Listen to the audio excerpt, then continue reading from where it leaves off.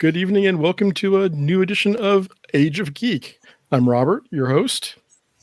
And I'm Marlee. I'm Steph. And And I'm tonight Jake.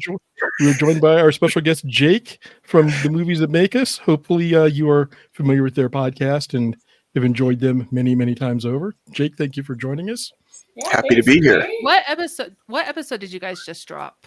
So we just dropped The Acolyte, where we thought a good place to really start covering a series that's 8 episodes long is after the 3rd episode. Felt like that was a good middle place. But yeah, so we just talked about that. If you love The Acolyte, you may not want to listen to that particular episode. Oh no. But this week we're doing Inside Out too. So if you want to hear about that movie, nice. you can Did check you that like out. The Acolyte?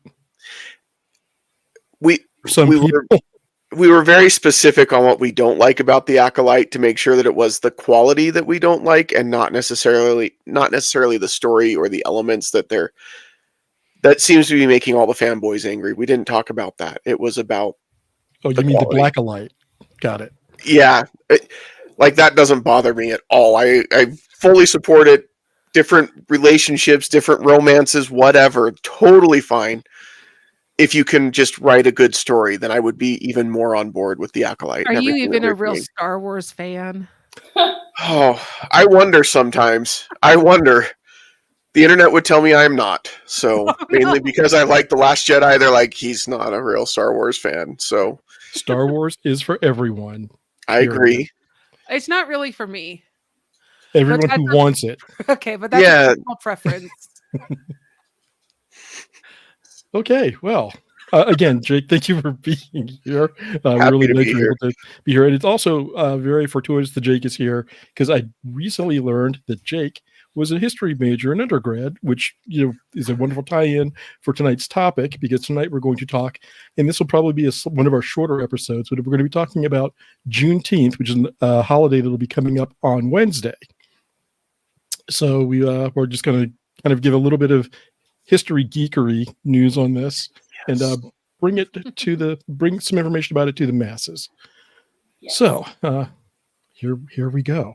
I'll start with kind of a leading question. Who knows what Juneteenth is and or represents? And silence. This is awesome. No, I'm just I believe June 19th was when the Emancipation Proclamation. I don't know the year, but it was like probably 1865, 1866, after the Civil War, that it was read in Galveston, Texas. There we go. And that was the last state where the Emancipation Proclamation went into effect, I believe. Something along those lines, Robert. So No, you're actually spot on. Yeah. So the Emancipation Proclamation actually was issued on January 1st, 1963 by Abraham Lincoln and established that all enslaved people in Confederate states in rebellion against the Union, quote, shall be thenceforward and forever free, end quote. Excuse me. But as Jake mentioned, some people didn't get the news. Texas, which was one of the states that didn't have a lot of the actual fighting of the Civil War occur within it, was kind of like, well, that's happening over there, and we'll stay quiet and just not say anything. Oh, so they knew it had happened. They just didn't want to be a part of it yet. Yes. Oh. It's like, call it what it is. Yes. Actually, this goes into something that we were talking about just before we started recording. And Jake had a little bit of history about the southern states and reasons for their choosing to secede from the Union. yeah, That can give a little context. yeah. So my final class, that when you take a history or you pursue a history degree, your final class is typically like your capstone. And it is, you spend the whole semester researching and studying on a particular topic. And then you present a 30-page paper on it.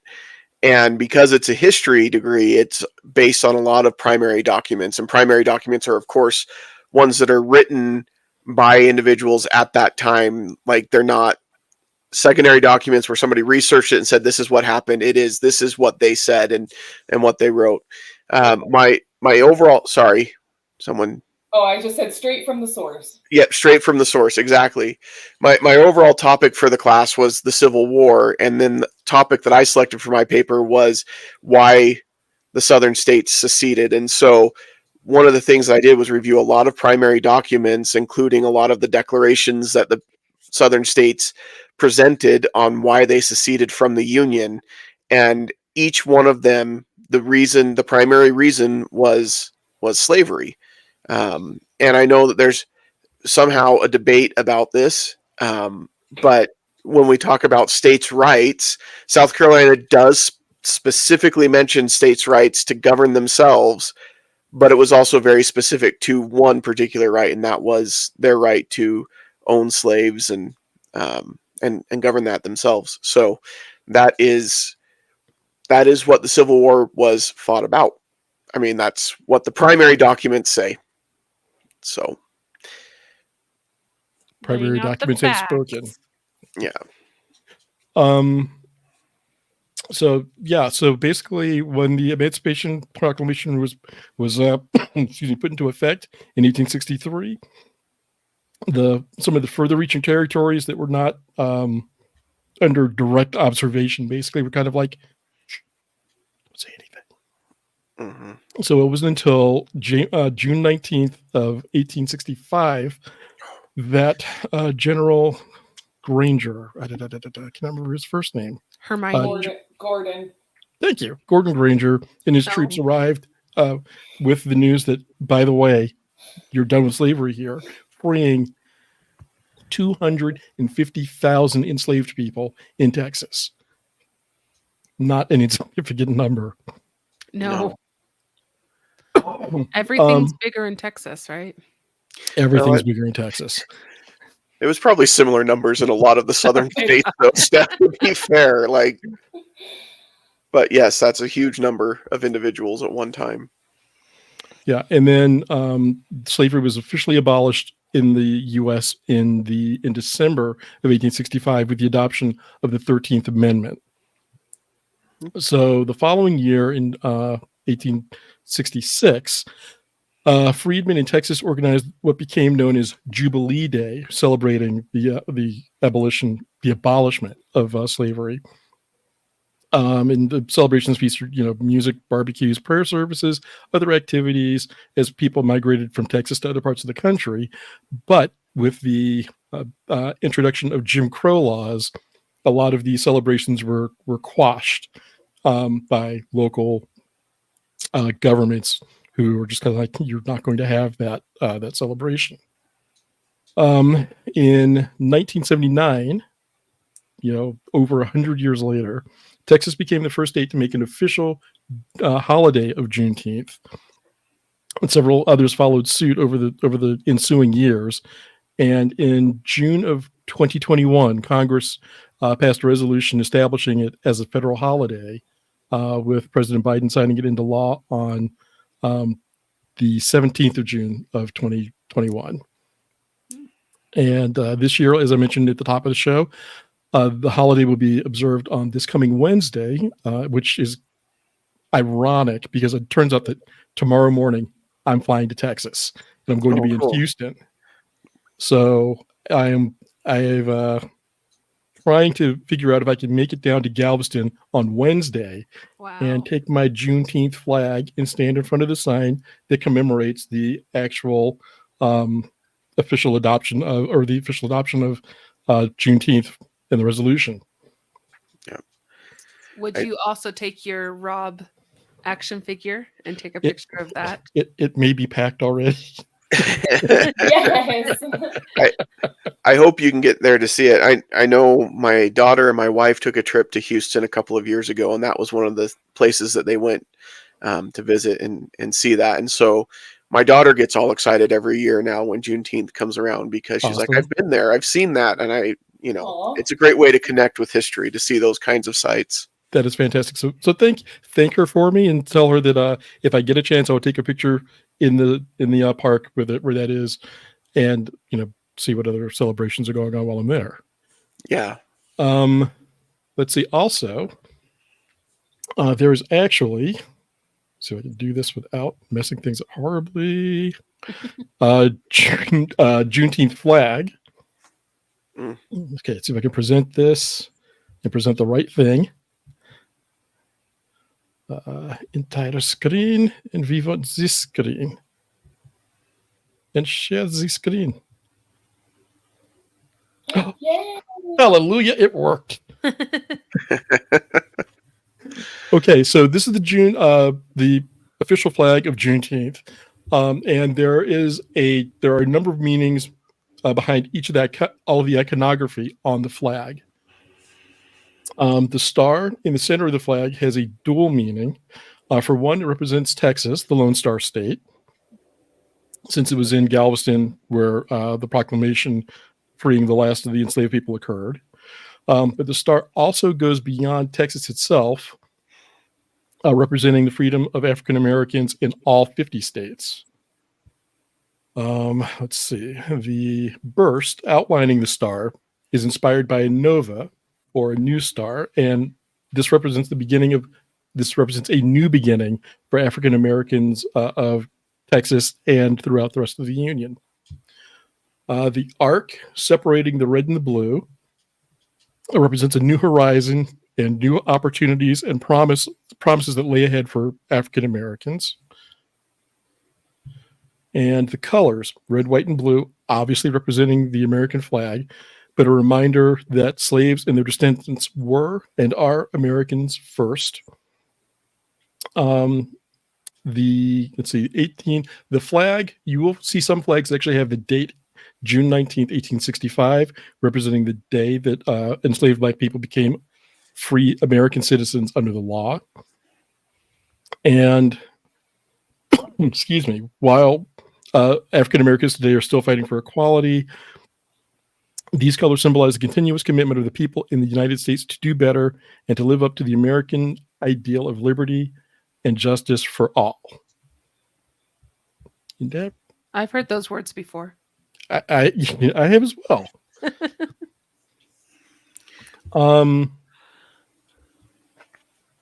So it's going to be a little odd for me just to be there and to be in the middle of that corner of history. It's going to be, I guess, a bit surreal just to be able to stand there and take this in as something that made it possible for me to do and enjoy all the freedoms that I enjoy today, despite some people's consternation about some of those. Well, it's probably, I mean, really behind the Declaration of Independence and July 4th, like this should be a really, really big holiday that we should all be celebrating. Like the fact that this is when we ended legal slavery in the United States, that should be celebrated by everyone. We should be proud of that moment. Not proud that it took so long to do, but we should be proud of the moment nonetheless. So I wholly concur. I've heard people say, I don't feel comfortable celebrating it. What is it about that makes you uncomfortable is my question. I mean, it was the correction of a grievous oversight or just inherent wrong in American history, and a kind of, not even a kind of backstep, a backstep, ignoring the rights of people that built this country. And I think that it's okay to celebrate tearing down of institutions that are unfair and unjust to segments of the population. Mm-hmm. Well, and I know I've heard a lot of people say they don't understand what the holiday is or what it represents, but they just know they get a day off. But in less than 15 minutes, you've very concisely told us more about it, given us some of the background to it. So it just takes a little bit of digging and knowing, like, interest in figuring these things out to get these ideas. Yeah. And honestly, this day and age, if somebody says, I just don't know what it's about, like, and there's no way for me to learn, like, you can't pull out your phone and do a 2-minute Google search and you'll learn. I mean, the That basic takes effort, Jake. Come on. Yeah, but not a lot. But not a lot. I mean, my scrolling thumb gets tired. It's like, that's too much. And And I think on the discomfort issue that you brought up, Rob, I've heard others say the same thing. The best way to face that discomfort is to learn and understand and educate yourself. And then, yeah, like slavery should be an uncomfortable thing for people to talk about because of the history that we have in this country. But use that discomfort to decide, I'm going to be better and do better. Like, that's all you can really do. So, Unfortunately, that seems to be a very high hurdle for a lot of Yeah. people. Well, when it comes to our founding fathers, there's a lot of nuance about them because they did great things, but they did things that weren't great as well. And it's okay to have both. It's okay to explore both sides of them and then come up with your own conclusions and like sit with some of that discomfort maybe as well, knowing that knowing these things. And to your point, they did a number of great things in founding the country. Did some things that were, by our standards today, questionable, but for the time were incredibly radical. Yep. I mean, even the counting of black citizens at that point is 3/5 of a person. The fact that they were giving status to a quantity of people that they had not really considered at any point before then. It's like, oh, they're here. We want to give them some rights. We want to move the bar, and it may not be all the way, but even that, as I said, by today's standards, you're going to be like, well, that's not fair. But it was more than they had when they got off the boat in a lot of cases. Yeah. Well, and I think too, it helps to like talk about it and be open about it and not be so, I guess, like closed-minded or just be, like what we were just talking about, where it's like, oh, I don't know anything about that, and then just don't do anything about it. But it helps to be open and listen and just like talk about it and acknowledge it as well. And I know it is still like, I don't know, even though it is a federal holiday now, it's still interesting because like, I mean, so for example, like I manage a office building, and for most federal holidays, we close the building because most companies are closed for the day. But like Juneteenth was kind of an interesting one because it was just like, well, from we polled our tenants and we're just like, who has it off and who doesn't, because it's just still not like, it's kind of an interesting thing where it feels like it's still so new because I mean, obviously, it is totally in its President infancy. Biden signed it in 2021. That's only 3 years ago. But it's just so interesting because I think a lot of people just don't even realize that it's like, no, like the celebrations and everything like this happened a long time ago, So it's just, I think that's part of it too. Is just people just don't talk about it, which is unfortunate.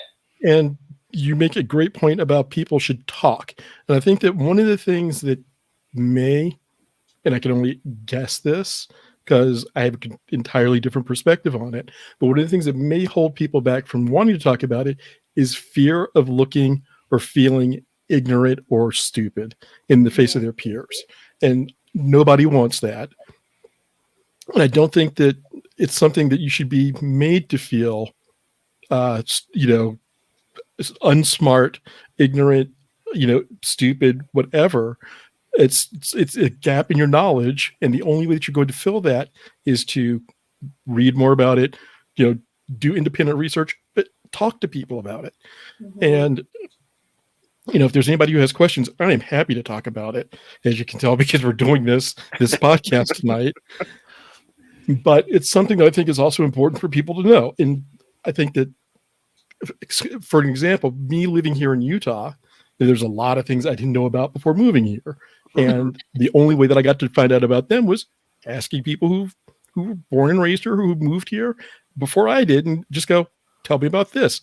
And I have learned a massive amount of information, and it's been good for my growth because I understand things better rather than just like, well, that just seems really strange.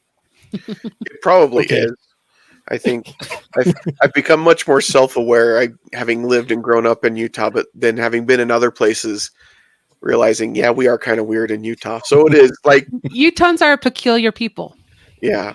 Yep. So, But I mean, but they're people, and they have a story, they have Yeah. a history, and the only way to learn that is to get to find out more, to be inquisitive, to be Yeah. curious, and to just ask the question: Can you tell And, me about yeah. this? And listen.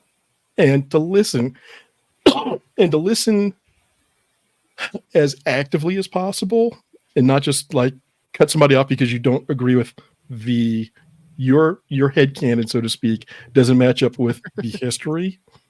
mhm. Unfortunately, it's history, so it happened.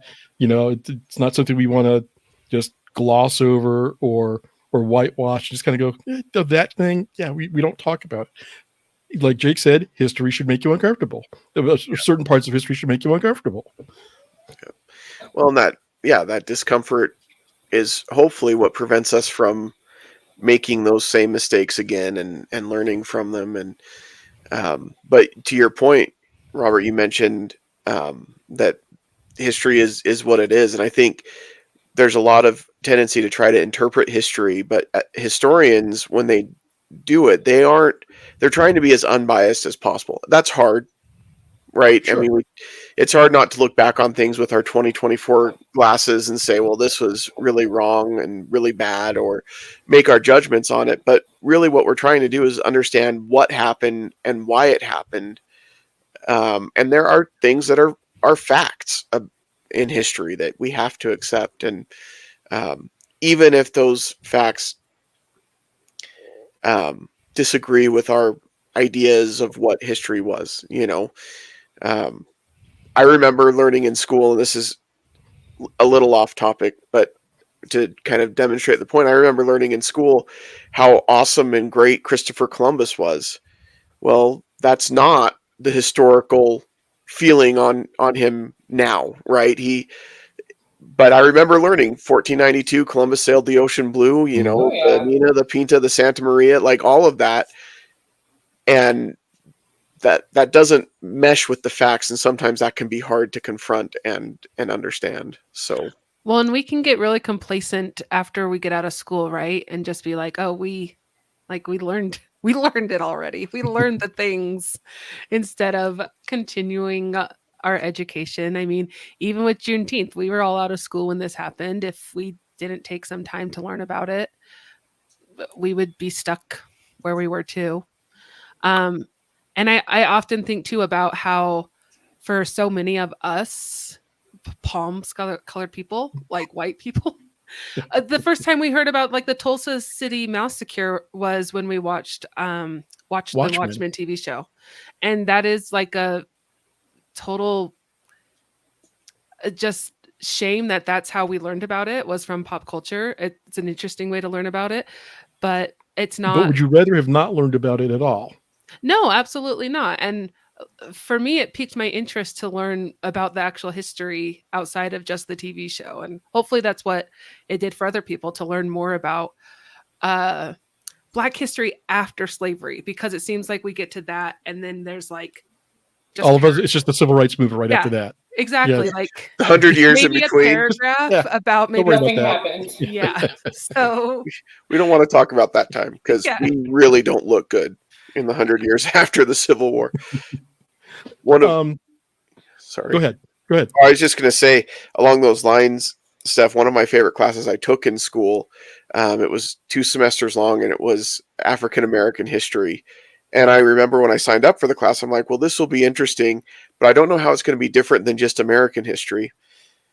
And my eyes were opened very quickly to how much we don't learn in grade school and in middle school and in high school. There's a lot that's conveniently left out of our history books. Wow. So That's a fantastic point, Jake. And having gone to both a major, I don't want to call it a white institution, but a major Big Ten institution and a historically black college and university, and looking at the experiences and the differences that are taught in some of the courseworks there, you find it there as well. So, I mean, I am delighted to hear that you're just like, I'm going to sign up for this because I am curious about it. yeah, Steph made a point a few minutes ago about Juneteenth just seeming kind of like, oh, we get a holiday, and Marlee as well, and it also being new. And if you think about it, I didn't do the math on this. In 2001 or two, when the Martin Luther King Jr. holiday was established, look at how long it took for states to adopt that, and look at the states that said we flat out are not going to, right off the bat. That happened There in was also 2001 it or was 2? it was within the past. I know it was within the past 25 years. I have to look it up, but I mean it's No, recent. that's just bananas to me. Not to throw any shade at any of the states, but Arizona, I believe, still hasn't adopted it as a holiday. You see, and I thought that they did begrudgingly a few years back. Maybe they But- did. I know that they were like the last ones to do it. Correct. Though. Right. And I remember when the ruling came out, I got into an argument, a discussion with a friend of mine over it here, because they were of the opinion like Utah had decided not to call it Martin Luther King Jr. Day, but called it Human Rights Day or Civil Rights Day. Sorry, that's what it was, Civil Rights Day. And I was like, if it was a federal mandate and we were establishing a holiday with a given name, call it by the name it was given. And Utah was kind of like, no, we're not going to. And then like a year or so after, we're like, well, then it's Martin Luther King Jr. Civil Rights Day, before finally, like another year or two after that, just going to Martin Luther King Jr. Day. Mm-hmm. But the argument that I had with my friend was, it's a holiday, respect if you're going to respect every other federal law, respect this one that establishes a new holiday. And her argument was, well, why can't we call it whatever we want if, and I quote, the civil rights movement didn't happen here. Like the actions of the civil rights movement didn't happen here. And that sparked large conversation after that. Here, as in Utah? Like, Yep. but it, okay, but it happened in our country. So, You're preaching to the choir. okay, that's interesting. But yeah, their argument was because it didn't happen here, why do we need to worry about what we call it? Is like if we just observe it anyway. It's like that's not exactly the point, because this person is being recognized for his contribution to getting this holiday established. Yeah. That is not a surprising outlook, though, unfortunately. Unfortunately, and I was much younger and much angrier then about a lot of things. And looking back at it, I can see where a lot of people might have that perspective of, but we didn't do that, so what's the big to do about it? It's still disheartening in many ways just to go that I'm going to fight this on this nitpicky little level. Change to is be very difficult. hard for some people. Change is hard for people, and I recognize that. But by the same token, if we look at all of the accomplishments and celebrate the most ridiculous accomplishments of anyone in our country, I will use sports as a prime example. And I love sports. I think that we have wonderful tradition and history of sports in America, but we divide up in lines over this basketball team or this baseball team or this football team, and it has to be better than team X or Y. And we celebrate all the milestones of this person hit so many home runs or scored this many baskets. Excuse me, but when it comes down to this person did something to change the course of human history for people in his country, we're kind of like, next. Yeah. No, it does seem to be that these social justice issues are some of the hardest changes. I mean, when you bring up sports too, I'm thinking of all the stuff going on with Caitlin Clark and how that's we're seeing that too, how that's been a hard change for some people. And Yeah. it can be super divisive, and that's something so trivial as sports. Yeah. And then something that's not trivial, like human rights of people who look different from us, look different from me. And it's, as we're talking about this, I'm like thinking back, and I guess because I grew up in Utah, and for as long as I can remember, that the holiday was always called Martin Luther King Day. And it was like, I guess it was only recently that, like, I feel like people have corrected me to be like, no, it's Civil Rights Day. So I feel like, I guess I just never really paid attention when I was a kid or a teenager, but I always was like, no, it's Martin Luther King Jr. Day. And So it's only Not to more be- recently that people, I feel like I've heard it more, that people are like, oh yeah, Civil Rights Day in January, da, da, da. And I'm like, don't you mean Martin Luther King Jr. Day? I'm like, what are you guys talking about? I'm trying to see if I can find a more accurate date of when all of this happened. Yeah, I don't know. I'm not trying to. No, I'm just saying from my own experience. No. And I'm just trying to remember when this came up for me, just to kind of get a timeline of how far or how recent this was. Right. And I know that it's been 20 plus years, but I'm just not sure of where in that exact range it falls. Yeah. It's super interesting being quote unquote, part of history, because you think of history being past. And obviously this has happened in our lifetime. And I don't know, it's just kind of interesting. And I often think about what my kids will ask me about, like the pandemic and what went on during those times. And that makes me feel old, but also it's kind of fun. Let's see. It's probably similar to when my kids are like, Dad, what was it like on 9/11? And like when we tell them and they're like, because they've only seen videos of it and they've only. Right. Mm-hmm. I'm not finding this. That's disappointing. And speaking of 9/11, it was interesting. So how many of you have been to New York? Just show of hands. No, not yet. No. Nope. Okay, Steph. So when you were in New York, have you been to, I guess it's Freedom Tower now? Was that where, like, ground zero? That was Ground Zero. Yes. Yeah, we went there. Okay, so for 9/11 for me was interesting because a year and a half before I was standing on top of Tower 2. Oh, wow. And I've got pictures of me, I'm sorry, on Tower 1 with Tower 2 behind me, and went up to the roof deck and stood out looking over all of New York City and just being amazed at the engineering technology that put it there. And then remembering that in 93 there had been a previous attack where terrorists drove a van into the understructure of one of the towers with the intent of detonating explosives in that van, toppling one tower into the other, and crashing them across Midtown. Wowza. And standing on top of this structure, looking at where this 110-story building would have fallen had that happened, and as destructive as the straight down collapse of the buildings were, what a horizontal collapse would have been like. And it was just numbing to think about.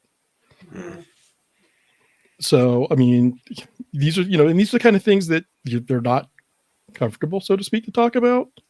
But it's history, and it's, unfortunately, the aftermath of 9/11 led to a lot of distrust among Americans because people looked different, and all of a sudden that's the only thing that matters to a lot of people, is that you look different from me. I don't trust you. I can't trust you, and I never will.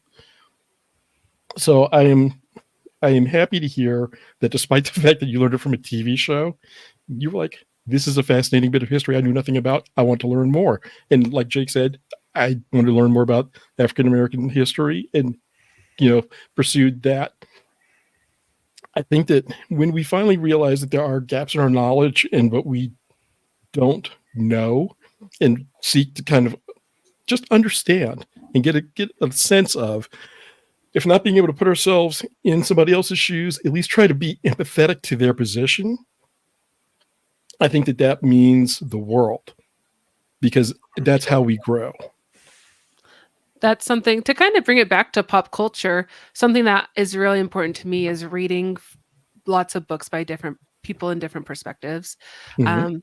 In June, I've been reading a lot of queer books. I try to definitely read books by people of different nationalities, and a lot of them are fiction. I read mostly fiction, but being able to read books written by people who haven't experienced the same things I do just grows your empathy and allows you then to expand to maybe learning historical things or reading nonfiction.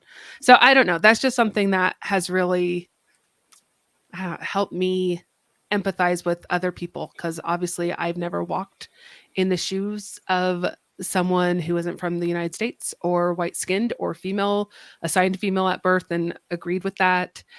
And so to be able to have those other experiences from other people, it just kind of opens your eyes and opens your heart to what other people have gone through. Okay. I found the rough date of what I was looking for the Martin Luther King article I was mentioning, 2004. So 20 years. Was when they were like debating between the two names. Yep. And why this person was agreeing with me that let's see, I agree with you, it sucks, but as far as it's not a comparison, the big scenes from the civil rights movement didn't happen here. They happened primarily in Louisiana, Alabama, Mississippi, and Washington, D.C. We just didn't really have enough racial tension between white folks and the white folks to result in something noteworthy happening on Utah soil. I'm just like, okay, that's great. So yeah, and then so in the grand scheme of things, it's like they were actually isolated like this. But if we're going to have a civil rights parade down State Street on a Monday in January, who would you have in it? Probably the Navajo and Ute tribes. The civil rights wasn't exactly their movement, and I'm like, okay, and I just had to let it go. It was one of those literal moments of, I cannot have a rational discussion with you about this because you can't focus past this. It's the 2004 long form equivalent of All Lives Matter in response to, Yes, that's actually a perfect way of putting it. Yeah. Interesting. Yeah, I guess just like I said, in my experience, it's really only been like, I want to say the last couple of years. Definitely not last 20 years, but like last like 2, maybe 3 years that I feel like the name Civil Rights Day was more pushed. I think a lot of that stuff is coming up more and more as there's, at least on social media, it feels like there's a lot more division and the two sides are much more extreme than they used to be. At least that's the feeling, right? And so there's a certain population that wants to push the Civil Rights Day so that it's all inclusive instead of calling it Martin Luther King Day. And so I think we see a little bit more of that kind of stuff. That's one example. I think there's a lot of those examples out there. Yeah, because those are the loudest people talking about it on social media. And most of the people I know are much more moderate down the middle and not on the extremes. But when you go online, it feels like you've got to choose a side and you better be ready to go to war and bleed for that side. Yeah, especially online. Yeah. Well, I think that a lot of with social media, a lot of people's feeds are so filtered and focused that they really become echo chambers in a lot of ways.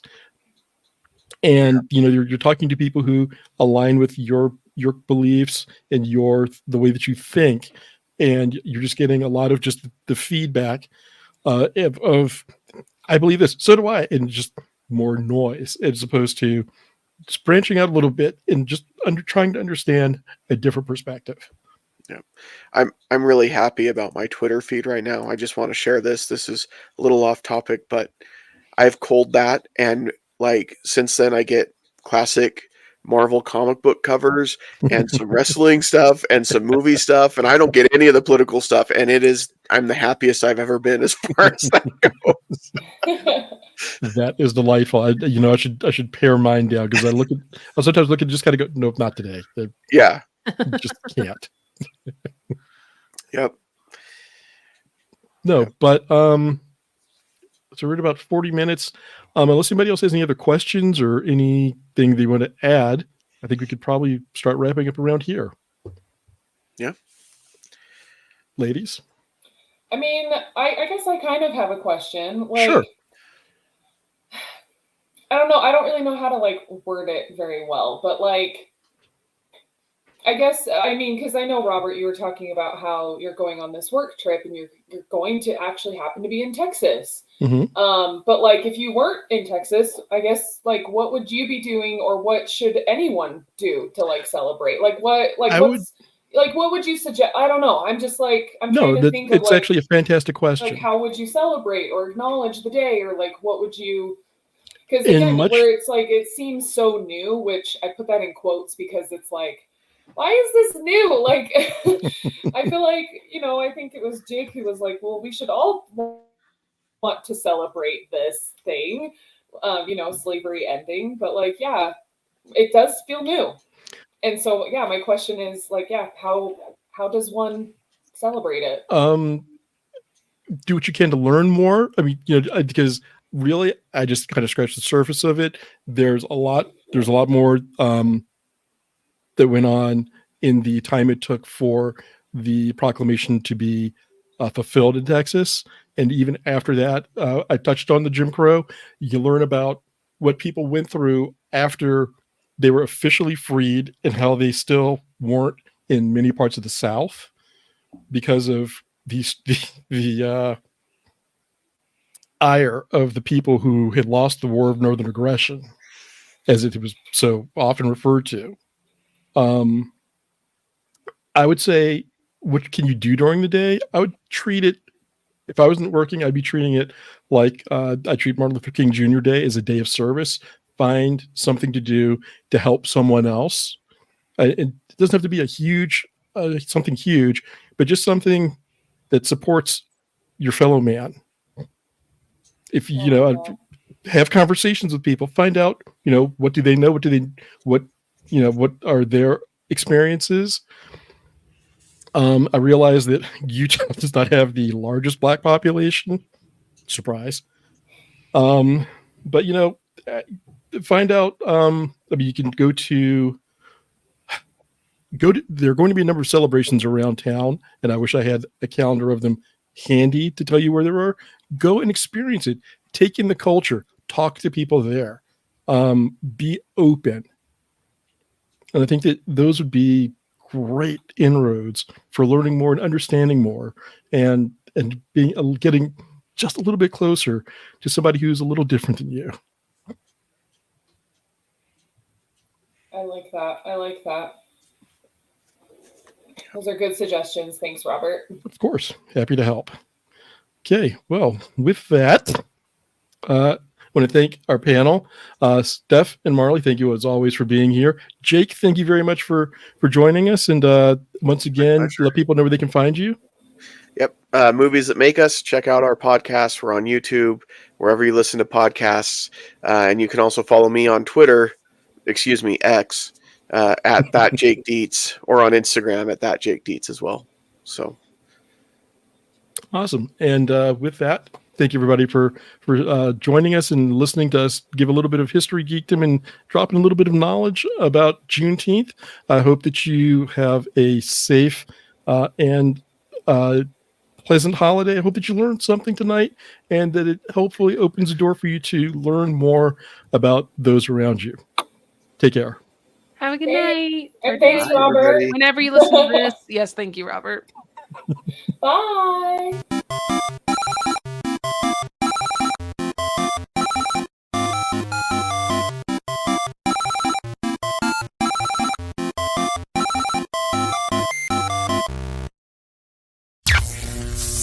This has been an Age of Geek media production.